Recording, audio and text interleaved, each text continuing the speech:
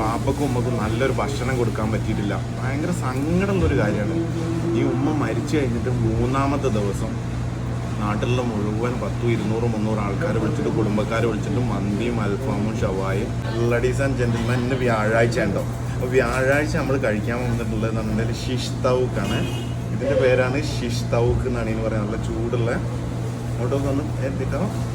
ഇതാണ് ഷിഷ് തൗക്ക്. അപ്പോൾ എനിക്ക് ഒരേ ഒരു കാര്യം പറയാനുള്ളത് എന്നുണ്ടെങ്കിൽ, നമ്മളെ വീട്ടിലുള്ളവർക്കും നമ്മൾക്കും നല്ല ഭക്ഷണങ്ങൾ കൊടുക്കുക. ഒരു കഥ ഞാൻ പറയട്ടെ. കുബൂസും വന്നിട്ടുണ്ട് കേട്ടോ. ചെറിയൊരു കഥ ഞാൻ പറയട്ടെ. നമ്മളെ നാട്ടിൽ ഒരു ഉമ്മയും വാപ്പയും ഉണ്ടായിരുന്നു. ആ ഉമ്മയും വാപ്പയും ജീവിച്ചിരിക്കുമ്പോൾ കുറേ 3-4 ആൺമക്കളും 3-4 പെൺമക്കളും ഉണ്ട്. പക്ഷേങ്കിൽ ഈ 3-4 പെൺമക്കളും ആൺമക്കളും ഉണ്ടായിട്ട് ഈ വാപ്പക്കും ഉമ്മക്കും നല്ലൊരു ഭക്ഷണം കൊടുക്കാൻ പറ്റിയിട്ടില്ല. ഭയങ്കര സങ്കടമുള്ളൊരു കാര്യമാണ്.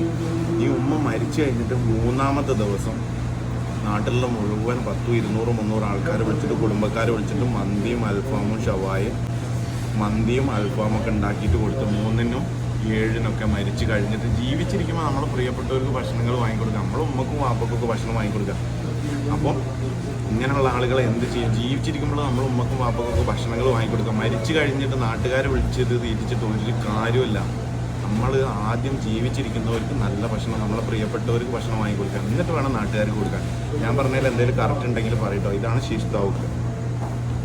ഇതാണ് ഷിഷ് തൗക്ക്. കൂടെ വെറുണ്ട ഓറഞ്ച് ഉണ്ട്.